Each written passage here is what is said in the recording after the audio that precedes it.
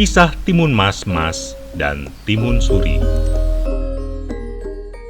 Zaman dahulu kala, tersebutlah sebuah kerajaan yang makmur, gemah ripah loh jinawi, ijo royo-royo, berseberangan dengan kerajaan Majapahit. Kerajaan itu bernama Kerajaan Balemanis. Kerajaan Balemanis dipimpin oleh Jakamandu Lawang Sepitu, seorang raja yang memiliki seorang istri yang cantik jelita bernama Permaisuri Dayana.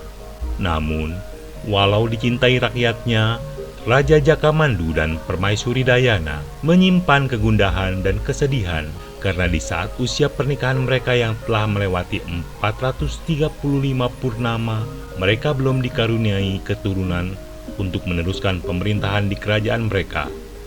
Apakah ini tanda-tanda kerajaan Balemanis memasuki alam demokrasi?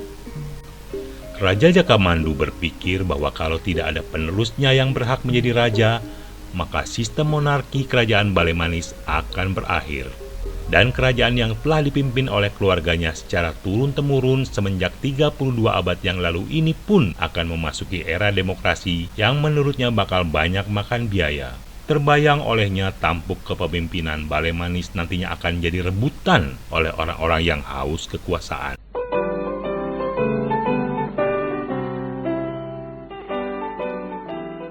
Pilraj, pemilihan raja langsung akan banyak makan biaya dan membuat rakyat baku hantam karena perbedaan pilihan. Belum lagi korupsi pasti akan merajalela. Penguasa baru tentunya perlu mencari uang sebanyak dan secepat mungkin untuk mengembalikan biaya yang dikeluarkan semasa kampanye dan untuk membayar uang balas budi kepada para pendukungnya. Bayangan buruk itulah yang membuat Raja Jakamandu memilih sistem kerajaan seperti yang sudah berjalan selama ini. Itu sebabnya Jakamandu terus berusaha mendapatkan anak kandung dari istri pertamanya. Setiap hari Raja dan Permaisuri tidak henti-hentinya berdoa agar diberi seorang anak. Setiap malam mereka terus bekerja sama, berusaha untuk mendapatkan anak. Mulai dari minum ramuan herbal, yoga, pergi ke orang pintar, minum tolak anying, sampai urut tradisional. Sampai suatu malam, Raja Jakamandu bermimpi didatangi oleh seorang kakek berbaju ungu terong. Dalam mimpinya, kakek itu berkata, "Hai guys, saya tahu kamu sangat menginginkan seorang putra untuk menggantikanmu kelak. Saya akan membantumu. Suruh istrimu untuk tinggal di hutan sendirian. Ingat ya, sendirian. Pada hari ke-15 akan datang seorang yang akan memberi petunjuk berikutnya." Kemudian kakek itu menghilang, dan Raja Jakamandu pun terbangun. Disampaikanlah mimpi itu kepada istrinya. Di luar dugaan, Permaisuri Dayana menyanggupi perintah kakek dalam mimpi itu. "Dinda yakin berani tinggal di dalam hutan sendirian?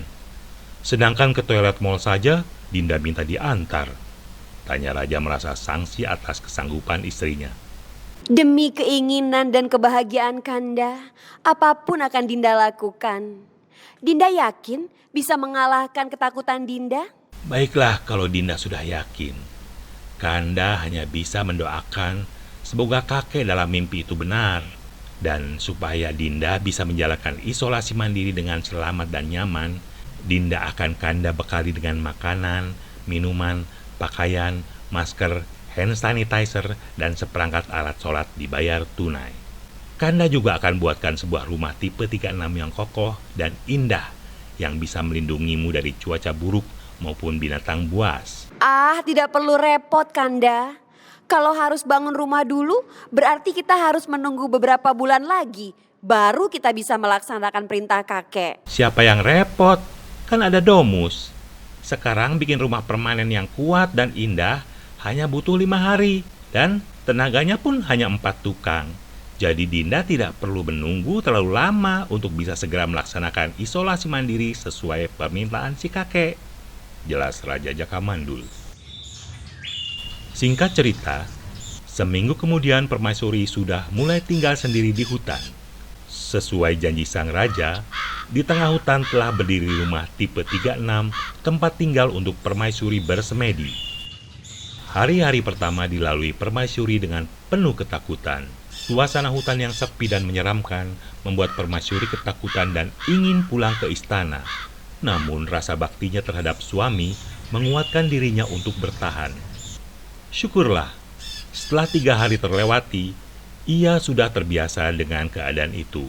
Bahkan Permaisuri kini sudah mendapatkan kawan baru, seekor bajing yang setiap hari mendatanginya karena mencium aroma makanan yang dimasak Permaisuri.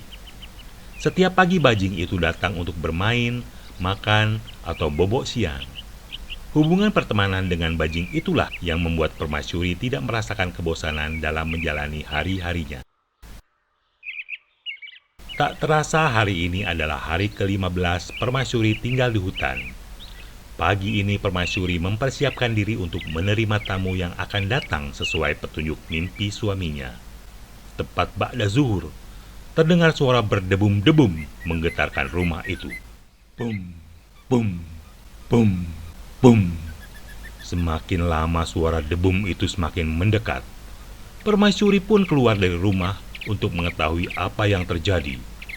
Betapa terkejutnya Permaisuri melihat seorang raksasa telah berdiri di depan pintu rumahnya. Lelaki setinggi lebih dari 10 meter itu berwajah bengis, sedikit mesum, dan tampaknya bukan pria baik-baik.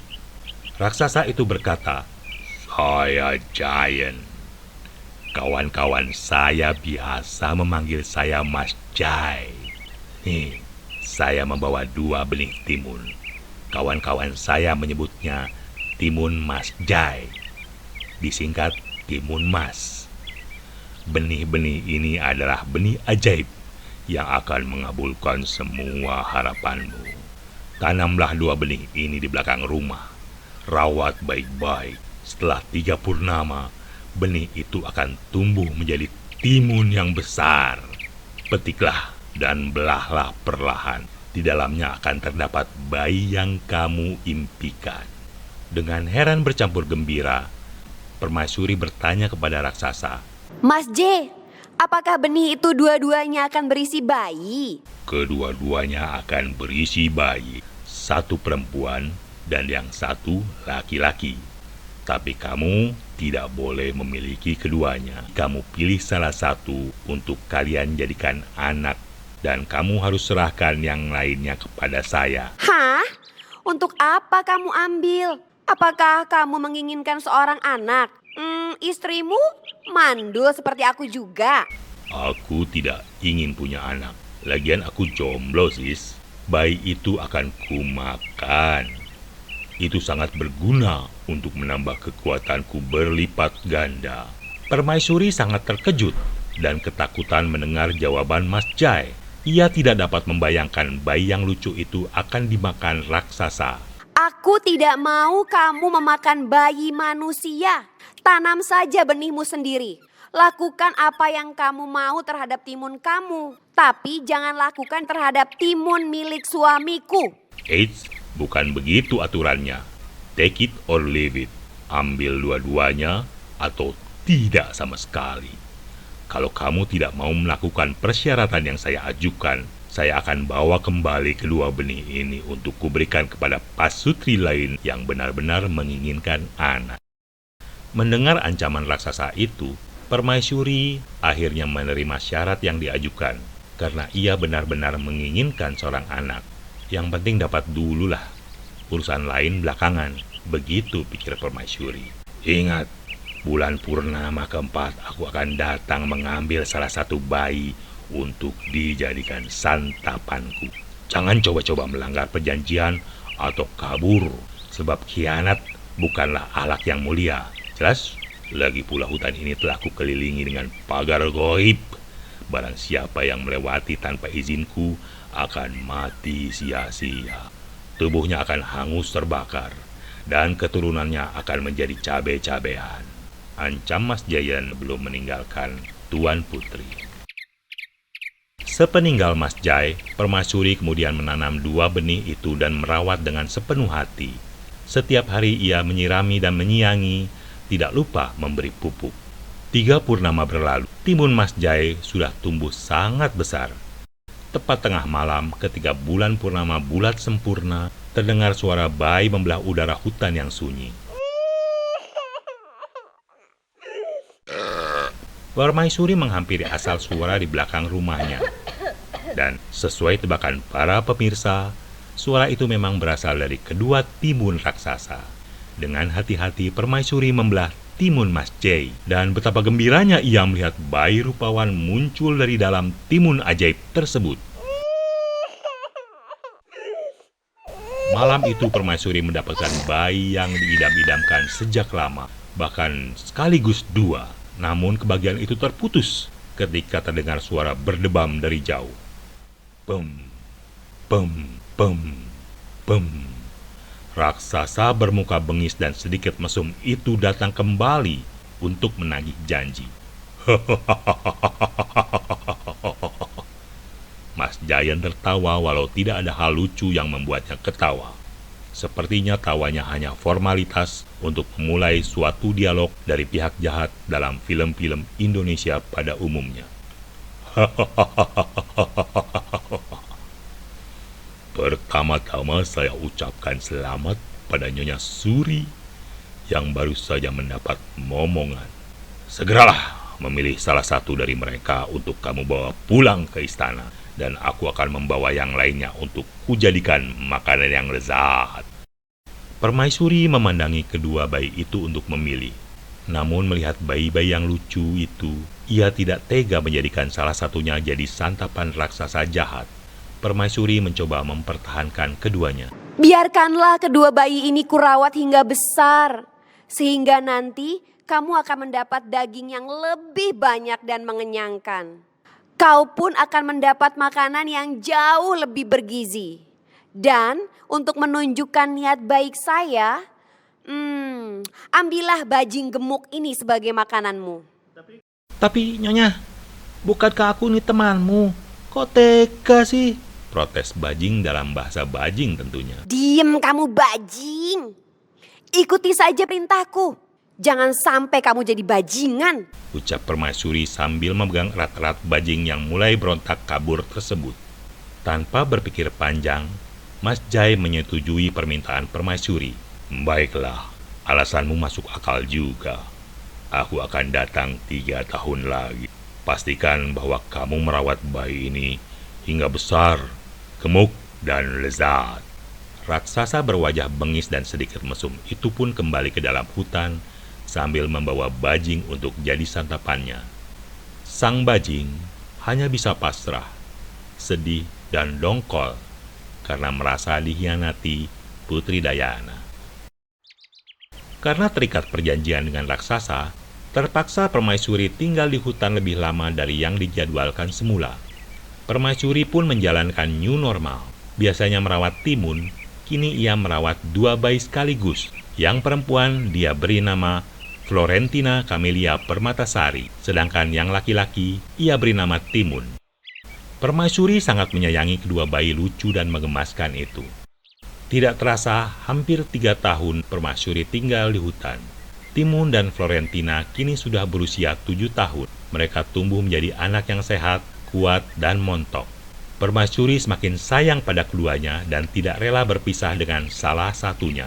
Maka demi mempertahankan keduanya agar tidak direbut oleh raksasa, Permaisuri berusaha terus menemukan jalan agar raksasa itu tidak mengambil salah satu dari mereka. Permaisuri terus berdoa kepada Yang Maha Kuasa supaya diberi jalan agar raksasa tidak mengambil salah satu anaknya.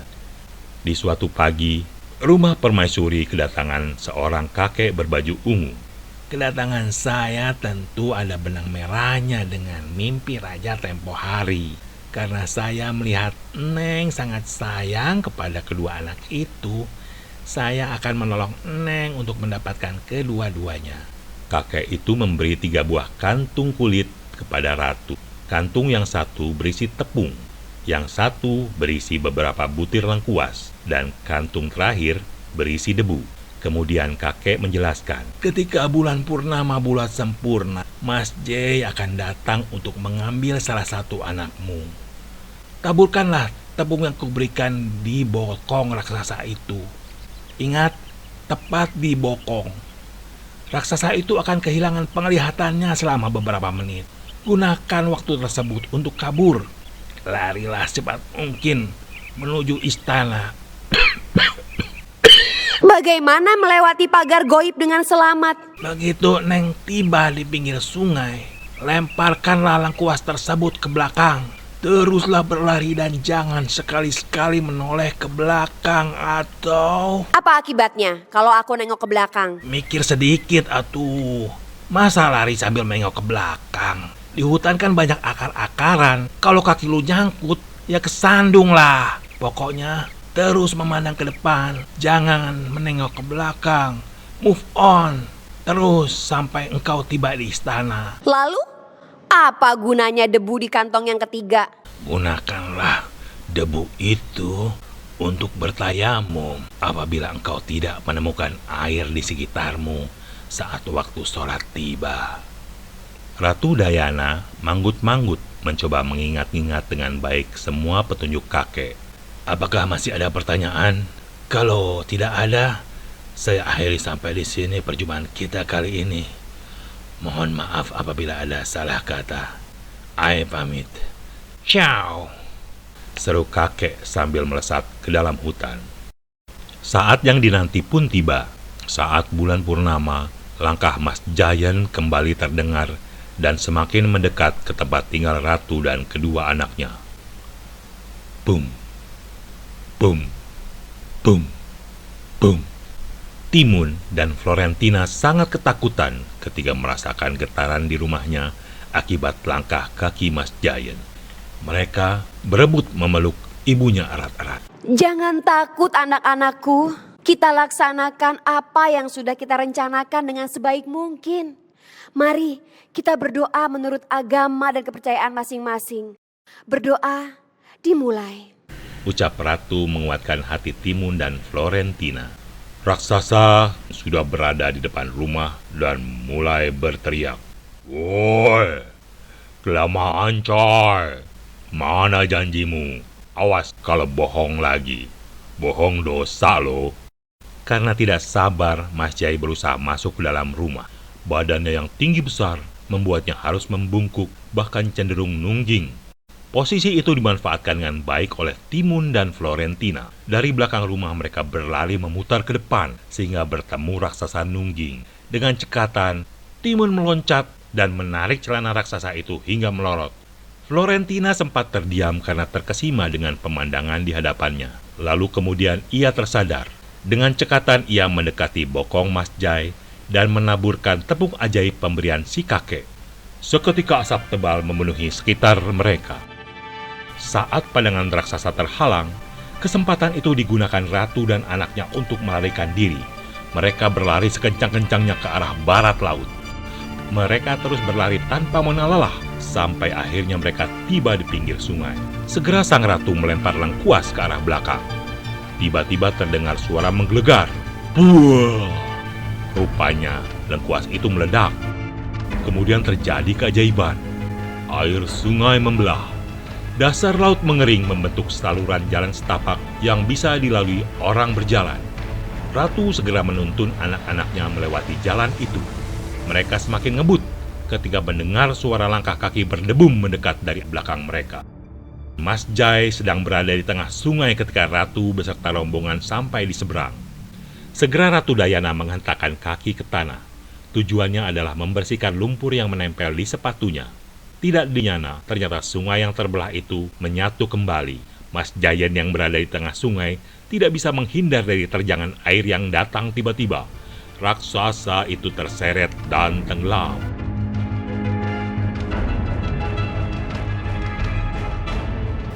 Ratu Dayana dan anak-anaknya meneruskan perjalanan mereka tanpa menoleh ke belakang.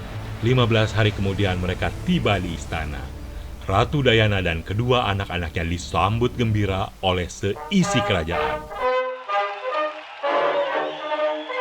Adinda, syukur engkau telah kembali dengan selamat. Aku sangat merindukanmu, kata Raja Jakamandu seraya memeluk erat Putri Diana. Aku juga sangat merindukanmu, Kanda. Dinda datang membawa anak yang Kanda inginkan, Timun dan Florentina. Tapi siapa wanita di belakangmu? Putri melepaskan diri dari pelukan suaminya ketika melihat perempuan cantik yang berada di belakang Jakamandu. Dengan terbata, Raja menjawab, begini Dinda. Dinda tahu, Kanda sangat sayang padamu. Begitu sayangnya, Kanda tidak sanggup berpisah dengan Dinda. Waktu itu, sejak Dinda meninggalkan Kanda pergi ke hutan, Kanda sangat kesepian, sangat sedih. Kanda jadi pemurung. Para penasehat kemudian mencarikan pendamping untuk menemani dan menghibur Kanda. Ini orangnya. Perkenalkan, Nyikita Mirjana. Kami sudah menikah dan sudah dikaruniai seorang putra. Kini sudah berusia 3 tahun. Namanya Raden Mas Kemangi Mandu Putra. Ratu Diana sangat terkejut mendengar perkataan Jaka Mandu. Dirinya tidak percaya atas kejadian ini semua. Benarkah ini terjadi?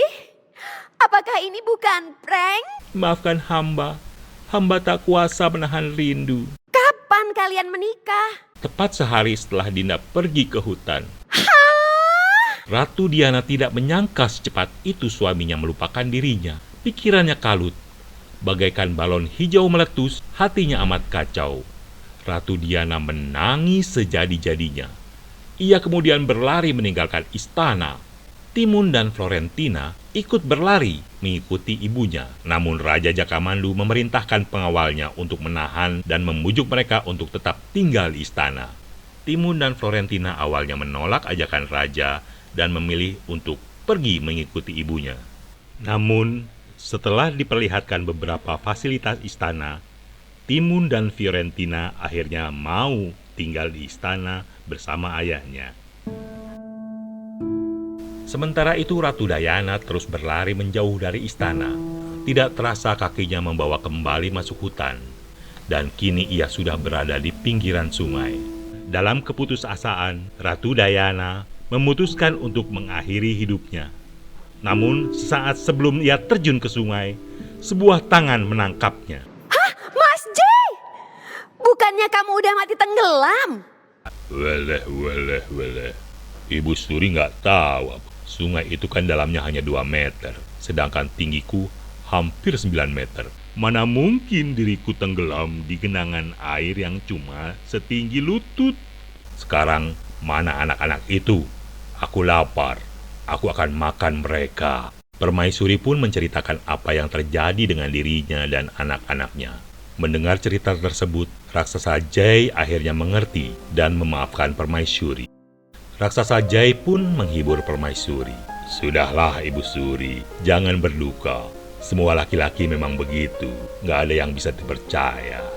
Lupakan masa lalu, sekarang Ibu Suri harus move on, memulai hidup yang baru dengan hati yang kuat dan gembira. Tinggallah bersamaku, akan kubuat Ibu Suri bahagia. Aku masih memiliki timun yang bagus dan besar untuk mendapatkan anak. Kita akan membuat anak sebanyak yang kita inginkan. Sebagian boleh kamu rawat, dan sebagian lagi tentu aku makan.